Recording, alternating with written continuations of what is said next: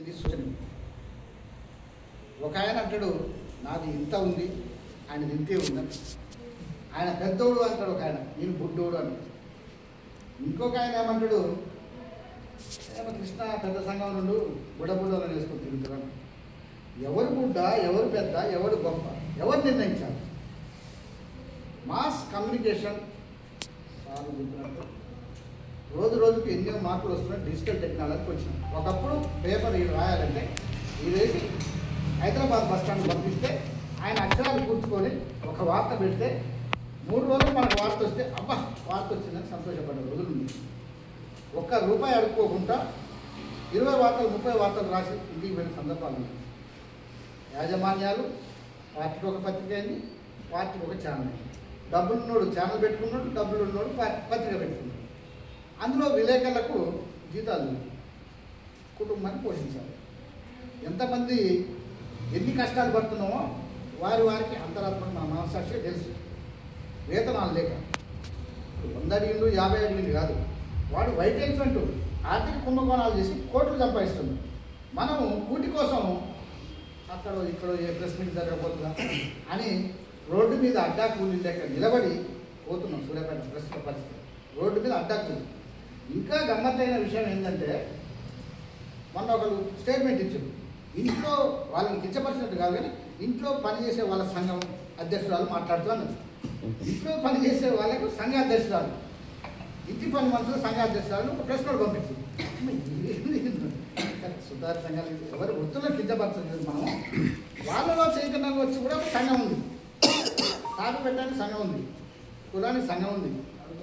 కానీ విలేకరులకు ఒక సంఘం లేకపోవడం, అది చైతన్యవంతమైన ఒక ఆదర్శనీయమైన ఒక ప్రోగ్రెసివ్ థాట్తోని ఒక అభ్యుదయ భావాలు కలిగిన ఆ గాలిని ఆ నెత్తుడిని మనలో ఎక్కించుకొని మా గాలిని పిలుచుకున్న సూర్యాపేటలో లేకపోవడం అనేది ఇంకా సూచన. మనం మనిషిని మనిషిగా గౌరవించడం అనేది సమాజం కోసం వచ్చింది. రాజ్యాంగం ఉన్నది, ప్రతి వ్యక్తికి హక్కులు కల్పించేది, ఫండమెంటల్ రైట్స్ ఉన్నాయి, వ్యక్తికి స్వేచ్ఛ ఉంది. ఆ ప్రకారం పోదాం. మనిషిని మనిషిగా గౌరవించకుండా నువ్వు ఎన్ని చేసినా వేస్ట్. మానవవాదం అనుకోండి, మానవతావాదం అనుకోండి, మనిషిని మనిషిగా చూడమంటావు. లేదు నువ్వు పెద్ద ఓకే, ఎంతకాలం అది సంస్థకు నీ అవసరం ఉన్నంత కాలమే నువ్వు పెద్ద విలేకరి, పెద్ద ఎలక్ట్రానిక్ మీడియా, ప్రింట్ మీడియా. మరి అది అయిపోయిన తర్వాత నెక్స్ట్ ఇంకో మామూలు పత్రిక వస్తారు, నెక్స్ట్ యూట్యూబ్ పెట్టుకుంటుంది.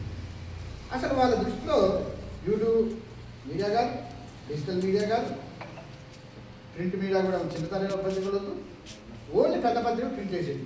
ఇవాళ ఒక పత్రిక తేవాలంటే ఎంతో వ్యయ ప్రవేశాలు కూడుకున్న పని, ఆర్థికంతో కూడుకున్న పని. సరే విలువల గురించో విలేకరుల గురించో తర్వాత మాట్లాడాలి, తేలేని పరిస్థితి ఉంది. కానీ సోషల్ మీడియా తెల్లారులేసి పేపర్ చదివేటోళ్ళు తగ్గుతున్నారు, తెల్లారులేసి టీవీలు పెట్టేవాళ్ళు తగ్గుతున్నారు. తెల్లారులేస్తే చేతుల్లోనే నీకు అస్త్రం ఉంటున్నది, సమాచార అస్త్రం ఉంటున్నది. టీ షాప్ ఓపెనింగో, ఇస్త్రీ షాప్ ఓపెనింగో, బట్టల షాప్ ఓపెనింగో, మంగళ షాప్ ఓపెనింగో అందరూ వస్తారు. ఆడ పెద్దవాళ్ళు అనే వాళ్ళ ఛానళ్ళు కూడా వస్తారు. పెద్ద ఛానల్ అనే శాటిలైట్ ఛానల్ మొత్తం ఉంటుంది. వాళ్ళు సైడ్కి నిలబడతారు. ఈ చిన్న ఛానల్ ఆయన పోయి యజమాని కాడ పోయి అన్న వచ్చిన ఏదో ఒకటి అంటారు. అంటాడు, లింక్ పెడతారు, వార్తకు న్యాయం చేస్తాడు, తీసుకున్న డబ్బులకు న్యాయం చేస్తాడు. కానీ ఆ పెద్ద శాటిలైట్ ఛానల్లో ఆ వార్త వస్తుందా? మీకు ఒక్కోసారి ఎమ్మెల్యే మాట్లాడుతున్నా పెద్ద ఛానల్ కవర్ చేయలేదు. కానీ ఈ చిన్న ఛానల్లో చిన్న పత్రికల పీడిఎఫ్లలో ఎమ్మటే వార్త వేస్తాం. మనం ఆ ఇచ్చిన 100కో 200కో మనం న్యాయం చేయగలుగుతాం. వాళ్ళు ఆ న్యాయం చేయలేదు. కానీ పైసలు కాడ అడుక్కొని పోతారు, వార్త న్యాయం చేయలేదు. రేపు ఇచ్చిన ఆయనగా 35 మందికి ఇచ్చిన ఏందన్నా 6 కట్టికలే ఉన్నాయి, 6 ఇట్లా కూడా యూట్యూబ్లో వచ్చినాయి, ఒక 6 10 వచ్చినాయి, ఏదన్నా అంటారు. మనం ఎవరికి చెప్పాలి బాధ్యతలు? అందుకనే మాస్ మీడియాని ఎవరు చిన్నతనం చేయొద్దు. ఇంకోటి మనకు డిగ్రీ ఇస్తారు, ఎంసీజే మాస్ కమ్యూనికేషన్. అలాగే మాస్ ఉంది. జర్నలిజం చదివే డిగ్రీలే మాస్ అనేది అన్నీ ఉంది, డిగ్రీలో పెట్టారు, పీజీలో మాస్ కమ్యూనికేషన్ జర్నలిజం ఇందులో. కాబట్టి ఆ మాస్ కమ్యూనికేషన్ జర్నలిజాన్ని మనం ఆ విధంగా ఉంచుకుందాం. ఇంకా శోచనీయం ఏంటంటే ప్రెస్ క్లబ్ భవనం ఇప్పుడు వరంగల్లో పెట్టింది. అది ప్రెస్ క్లబ్ ఉంటుంది. విలేకరులు ఏదైనా ఫంక్షన్ అయితే ఫ్రీగా చేసుకుంటాం. శారీ ఫంక్షను, పుట్టినరోజు, మ్యారేజో పైన చేసుకుంటాం, అన్నీ ఫ్రీ. వేరే ఏ ఫంక్షన్లకు 50,000 1,00,000 రూపాయలు పెట్టాల్సిన అవసరం లేదు. మనం అట్లా ఒక హాల్ ఉంచుకోవాలి. సూర్యాపేట జిల్లా కేంద్రానికి ఎక్కడి నుంచి వస్తారు విలేకరులు, ఆయన సూర్యాపేట ఉండాల్సి వస్తుంది. పోయి 500 పెట్టి 1000 పెట్టి రూమ్ తీసుకొని ఉండలేదు. ప్లస్లో పడుకొని పొద్దున పోతాడు, రూమ్ ఏర్పాటు చేద్దాం, పక్కన బాత్రూమ్ ఉంటుంది, లెట్రిన్ ఉంటుంది, వేసుకొని చేసుకుంటాడు. అధిపతి వస్తారు, చెస్ ఆడుకుంటాడు, క్యారమ్ ఆడుకుంటాడు, వస్తే కూర్చుంటారు, పత్రికలు ఆర్గనైజేషన్ చదువుతారు.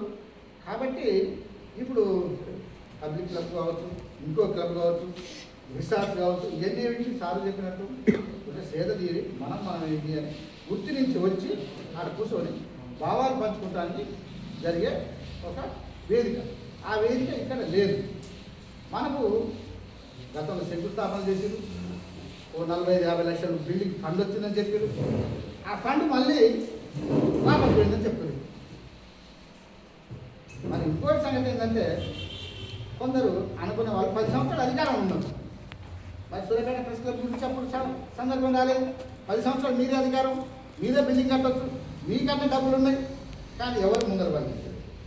ఈరోజు ప్రభుత్వం మారినాక అలా కింద చేయొచ్చినాక ఇంకొక ఆయన పైకి వచ్చినాక పైకి కట్టేస్తారు. ఇప్పుడు మీరే ముందని మళ్ళీ అప్పుడు ముందన్నారు. ఆ 10 సంవత్సరాలు వాళ్ళే ముందు, తర్వాత వీళ్ళే ముందు, మళ్ళీ మీరు తోపులు పెద్దోళ్ళు, వీళ్ళందరూ విలేకరులు కాదు. మనమైతే ఆస్తులు సంపాదించుకోవట్లేదా, మన నోటికాడ కూడుకోవట్లేదా, ఎవరో మీటింగ్ పెడతారు, అయ్యా ఇదంతా పోతాం మాట్లాడుకుంటాం, దానికి వార్త న్యాయం చేస్తాం, యూట్యూబ్లో పెడతాం, పీడిఎఫ్లు వేస్తాం, వార్త వేస్తాం.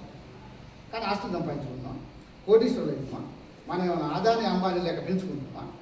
మన మామూలు వృత్తి ఎంత ఎదిగినా కూడా ఇప్పుడు రాయితీలు లేవు, యాజమాన్యాలు కానీ వచ్చేది లేదు. మనం గవర్నమెంట్ స్కూల్లో చదివాల్సి వస్తుంది, వేల ఫీజులు కట్టలేకపోతున్నాం, ఓ మంచి బట్టలు దొరుకుకోలేము, మంచి తిండి తినలేము. బయట బీటి కాకపోతే విలేకరు కూర్చొని ఆహో అంటాం, ఇంటికి వచ్చి గొడ్డుకార వేసుకుని అన్నం తినే రోజులు ఉన్నాయి సందర్భం. మరి వేతనాలు యజమాన్యాలు ఇవ్వరు, మీరే ఆడుకోరండి, మీరే ఆడుకోరు కాకుండా మీరు మాకేం ఇస్తారన్న యజమాన్యాలు ఉంది. ఇప్పుడు నేను విలేకరు పెట్టినావు, నువ్వు మాకు ఎంత ఇస్తావు, నెలకెంత పంపిస్తావు. ఇప్పుడు అట్లా టార్గెట్ పెట్టి ఇన్నిట్లో మనిషి సలసల కాలుతూ ఒక విలేకరి ఉట్టుకొచ్చి ఎందుకు వచ్చినవరా నాయన, ఎందుకు ఈ బాధ ఏంది అని వస్తే మళ్ళీ ఇలా కులాలు, కుటుంబులు, మతం, భాష ఇవన్నీ మళ్ళీ వేరేసాం. ఈయన మావోడు, ఆయన వీలోడు, ఈయన తక్కువ ఆయన ఎట్లా వస్తారు జర్నలిజం, మీవే ఉండాలి, ఇక్కడ కూడా పట్టు మాదే ఉండాలి. ఈ కులం ఏమిటి, మతం ఏమిటి, ఒక ప్రోగ్రెస్ స్టార్ట్ లేకుండా సమాజం వెళ్ళిపోతుంది. అంతరిక్షాన ఇల్లు కట్టుకునే కాడికి వస్తున్నాము. అక్కడ టెక్నాలజీ ఉంది, ఇంకా కులాన్ని పట్టుకొని మతాన్ని పెట్టుకొని ఆ రెండింటి మధ్యన మనిషిని విడదీసి ఇంకెంతకాలం. అతను చెప్పినట్టు భావం విశాలంగా ఉండాలి, హృదయం విశాలంగా ఉండాలి. నీ లైఫ్ సింపుల్గా ఉంటే సర్వలేదు, కానీ ఉన్నతంగా ఆలోచించాలి. మనిషి ఎప్పుడు ఉన్నతంగా ఆలోచించాలి. నువ్వు సింపుల్గా జీవించు, లైఫ్ స్టైల్ సింపుల్గా ఉన్నాయో లేదు ఎట్లున్నది, ఆలోచన ఉన్నతంగా ఉండాలి, నలుగురు ఉపయోగపడే ఉండాలి. మనం ఇప్పుడు ఏమంటున్నాం, పీడిత తాడిత కులాలుగా మనం ఇప్పుడు ఉండాల్సి వస్తుంది, అనగతొక్కబడ్డ జర్నలిస్ట్గా ఉండాల్సి వస్తుంది.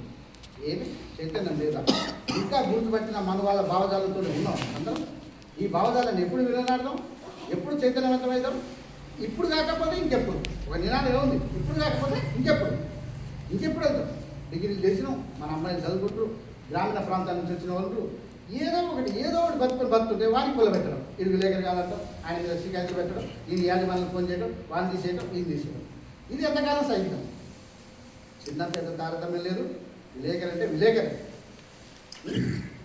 కృష్ణ గుడ్డలు వేసుకుని తిరుగుతారా, నేను ఒక నాకు ఫోన్ చేశాను, నేనేందన్నా అంటే వాళ్ళ మనుషులు, వాళ్ళు బతుకుంటారు, నువ్వు రాసుకుంటా, నువ్వు శాశ్వతవా, ఎన్నాళ్ళు బతుకు చెప్పు, ఇక్కడ ఎంతకాలం ఏం చేసుకుంటాం, ఎంత సంపాదించుకుంటాం. ఈ అమ్మ చక్కగా ముక్కు మూసుకొని 3 నిమిషాలు ఉంటే బతకలేని జీవితానికి నేనే శాశ్వతం అన్నట్టు కొందరు ప్రయత్నిస్తున్నారు. అది మనం దాన్ని ఎప్పటి నుంచి ప్రజాస్వామికవాదిగా ఖండిస్తున్నాం. మనం ప్రజాస్వామ్యంలో వ్యక్తి స్వేచ్ఛకు ప్రాధాన్యత ఇస్తాం, మానవత్వానికి, మనిషికి విలువిస్తాం, మనిషిని గౌరవిస్తాం. రాజ్యాంగపరంగా మనకి ఏం సంక్రమించాలి. ఇంకా మనం వాస్తవానికి ఇంత పెద్ద చైతన్యవంత ప్రాంతంలో ఇంకా వెంటబడి ఉన్నాం. అదే నాదా సార్ చెప్పినట్టు సూర్యాపేట ప్రెస్ క్లబ్ ఎక్కడెక్కడ సూర్యాపేట, ఎక్కడెక్కడో చుట్టుముట్టు సూర్యాపేట ఎక్కడ దాకా పోయింది మన పేరు. ఇంటికి వస్తారు గడ్డపల్లి ఉంది, కనపాడు ఉంది, మోతే ఉంది, అన్ని కమిటీ చేసుకుంటాం. మనం కమిటీ చేసుకోపోయినాం. మనకు ఎట్లాగా అమ్మాయి సంపాదించిన ఆస్తులు లేవు, మనం వెనకంగా వచ్చింది లేదు. మనకు ఒక గూడు కట్టుకున్నాం, ఒక ఇల్లు ఉందా, ఇల్లు కోసం ఎన్ని పోరాటం చేయాలి. ఒక పోరాటం ఇంకా పెడితే ఒక ఆయన గురి చేస్తాడు. ఆయన ఏదో సొమ్ము ఇచ్చినారు, ఆయన ఏదో ఇంటి ఇచ్చినట్టు. ఎక్కడిది ఇల్లునే. ఆరోగ్యం వస్తే గవర్నమెంట్ హాస్పిటల్ పోయి రాకపోవాల్సి వస్తుంది. ఓ డాక్టర్ మీద అయ్యా ఫీజు లేదని బతలాడు సార్, ఓపీ లేదు సార్, నువ్వు లేక అని బతలాడాలి పోవాల్సి వస్తుంది. ఇప్పుడు మనం మనం కార్పొరేట్లో పోతున్నామా, మనకి యాజమాన్యాలు ఏమైనా ఇస్తున్నాయా? ఇంకోటి చాలా కాదు బస్సు ఎక్కి ఇడిపోదాం ఆడిపోతాం. ఆ కార్డు కూడా రివర్షనే. కార్డు ఇస్తే ఏమవుతుంది? ఈ ఉన్న వాళ్ళందరికీ నువ్వు ఏ క్రైటీరియా పెట్టావు? విలేకరణ ప్రతి ఒక్కరికి, రాయగలన ప్రతి ఒక్కరికి ఇదేమవుతుంది? నువ్వు మాత్రం అధికారం ఉంటే 100 కోట్లు 1000 కోట్లు దోచుకోవచ్చు. విలేకరికి ఎక్కడేసి ఇస్తే పోద్దా? ఆయన బస్ పాస్ ఇస్తే నీ సొమ్ము మేము దోసుకుంటున్నామా? ఒక హెల్త్ కార్డు ఇస్తే దోసుకుంటున్నామా? ఒక ఇంటి స్థలం ఇచ్చి పక్క వెంట దోసుకుంటున్నామా? మేమేమన్నా 100 కోరికలు కొట్టి మాకు 1000 కోట్ల ఫండ్ 1,00,000 కోట్ల ఫండ్ ఏమైనా కార్పొరేషన్ పెట్టమంటున్నాం. మనం చిన్న చిన్న విషయాలు అడుగుతున్నాం. అందుకనే పాలకుని యొక్క ద్వంద్వ వైఖరి, పాలకుని యొక్క మనల్ని నిద్రపుచ్చి ఆ మాటన కొన్ని సమాజ రుగ్మతల మాటన మనల్ని కులం మాటన మతం మాటన విడదీసి పరిపాలించి నిద్రమత్తులో ఉంచి మీకు కావాల్సిన మందు ఇస్తున్న తాగు, మీకు గంజా ఎంజాయ్ చేసుకో, మీకు ఉచితంగా పథకాలు చేసుకొని మనం ప్రశ్నించకుండా ఉండదు. సార్ చెప్తున్నాడు బాధితుల పక్షాన ప్రెస్ అనేది బాధితుల పక్షాన ఉండదు. ఎప్పుడు పీడితుల పక్షాన బాధితుల పక్షాన, వేరే పక్షమే లేదు. ప్రజలకు ప్రభుత్వాన్ని వార్తలు ముందు ఆ పక్షంలో ఉండాలి, మనం చేసుకోవాలి. అందరిని కలుద్దాం. మనం కూడా కలిసిపోతానికి మనం వ్యతిరేకం కాదు. మీరు వద్దంటే మాత్రం మన కలిసి మనకు ఉంటాం. కలిసిపోతానికి మనం వ్యతిరేకం కాదు. అన్ని శక్తులు కలుపుకోవాలి. విలేకరి అన్న ప్రతి ఒక్క మనిషికి ప్రెస్ క్లబ్లో సభ్యత ఉండాలి, ఆడ ఉండాలి. మీరు కాదన్నప్పుడు మా సంసారం సంసారంలో మాకు కుటుంబం మా సంసారం మా. కాబట్టి ఈ దిశగా ఆలోచిద్దామని వచ్చిన మిత్రులందరికీ ధన్యవాదాలు చెప్తూ మరొకసారి మీటింగ్ మనం ఇదొక ప్రాథమిక అవగాహన కోసం మీటింగ్ పెట్టినాం. మనం వచ్చి